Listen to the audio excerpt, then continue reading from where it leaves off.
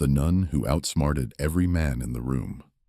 A teenage girl sits in front of a room full of the most powerful scholars in Mexico City. Theologians, mathematicians, philosophers, jurists. They've been specifically invited by the Viceroy of New Spain to do one thing: break her. Ask her anything. Trap her in a contradiction. Prove that a woman couldn't possibly know what she claims to know. She answers every single question, flawlessly. This isn't fiction. This actually happened in 1669 in Mexico City, and the girl's name was Juana Inés de Asbaje. You'd expect a story like this to end in celebration. It doesn't.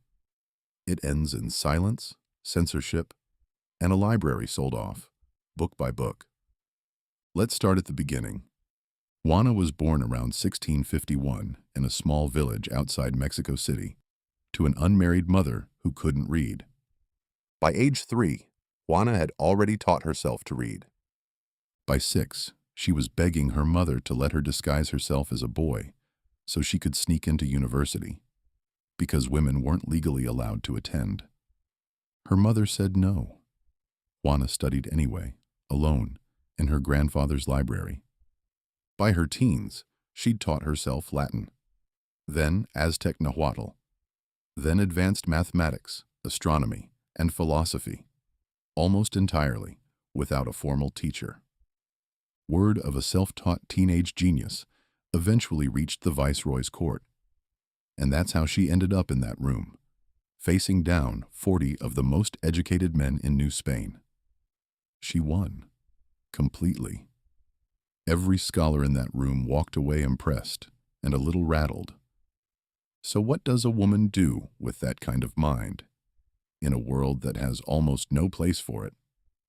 At the time, there were really only 2 paths available to a woman like Juana: marriage or the convent.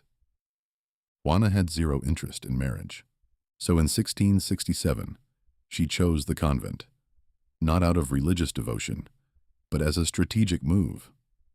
Convent life, she realized, was the only socially acceptable way for a woman to have her own space, her own time, and her own books. She later wrote that she wanted no fixed occupation, which might curtail my freedom to study. Translation: becoming a nun was, for Juana, basically a hack. A workaround for a world that gave women no other legal path to an intellectual life. She took the name Sor Juana Inés de la Cruz, Sister Juana Inés of the Cross, and entered the convent of Santa Paula in Mexico City in 1669. She would stay there, cloistered, for the rest of her life. But cloistered didn't mean cut off. Because Sor Juana was famous and connected and brilliant, she was allowed something almost no other nun had: an apartment-style cell, staffed with servants, where she hosted regular literary salons. Some of the most powerful minds in colonial Mexico would come visit her, to talk philosophy, poetry, science, and gossip all at once. Inside that cell, she built something extraordinary: a private library that eventually held over 4,000 books. Historians widely consider it the largest personal library in the entire New World at the time, bigger than most universities in the Americas. Alongside the books, scientific instruments, musical instruments, works of art. A one-woman research institution, built inside a convent, run by a nun who was never formally allowed to attend a university in her life, and she used all of it. She wrote sonnets, plays, religious texts, comedies, and scientific essays. Her poem, Hombres Necios, Foolish Men, directly accused men of the exact hypocrisy she'd spent her whole life watching up close, condemning women for the very behavior men encouraged in them. For years, this delicate balance actually worked. Sor Juana wrote what she wanted. The church tolerated it because she was famous, protected, and useful to have around. Then, in 1690, everything changed, because of a sermon that wasn't even hers. Decades earlier, a Portuguese Jesuit preacher had delivered a famous sermon. Sor Juana wrote a private, sharp theological critique of it, pointing out where she believed his logic failed. She never intended to publish it. The Bishop of Puebla got a hold of her critique anyway, and published it without her permission. To make it worse, he published it under a fake name, Sor Filotea, posing as a fellow nun offering gentle, sisterly advice. His actual message, buried inside that friendly disguise, was blunt. Stop writing about anything except religion. A woman meddling in serious theological debate was inappropriate, dangerous, and needed to be reined in. Sor Juana didn't apologize. She wrote back.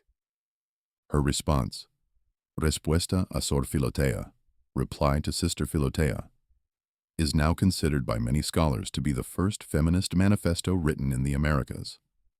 In it, she argued, point by point, for a woman's fundamental right to education and intellectual life. She described her own hunger for knowledge as something closer to a divine calling than a sin, arguing that God himself had given her that mind, so ignoring it would be the actual disobedience. It's a devastatingly well-argued piece of writing. It's also the moment everything started to collapse.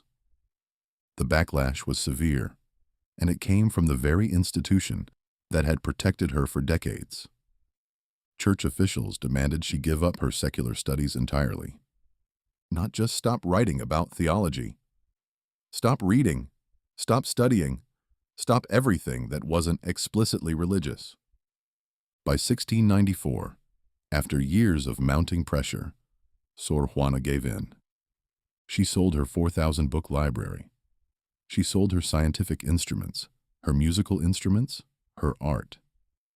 The proceeds went to charity, framed publicly as an act of humility and devotion. Whether this was genuine spiritual surrender or a woman worn down after decades of resistance is something historians still argue about today. What we do know is this. After 1694, Sor Juana effectively stopped writing. The woman who out-argued 40 scholars as a teenager went almost completely silent, by choice or by force, in the final years of her life. In 1695, an epidemic swept through her convent. Sor Juana spent her final days nursing her fellow sisters, not writing about philosophy or theology, but doing hands-on, physical care for the sick around her. She contracted the illness herself and died on April 17, 1695, at around 43 years old. For centuries afterward, she was remembered mostly as a curiosity, a clever nun, a footnote in colonial Mexican history.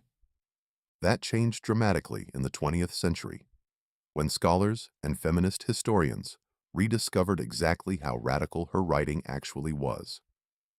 Today, her face is printed on Mexican currency. Her former convent is now a university that bears her name.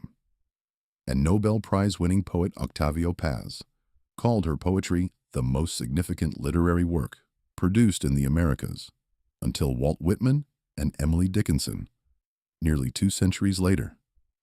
A woman who was never legally permitted inside a university lecture hall built the largest library in the New World from inside a convent cell, and then had almost all of it taken away from her, piece by piece, because she refused to stop thinking.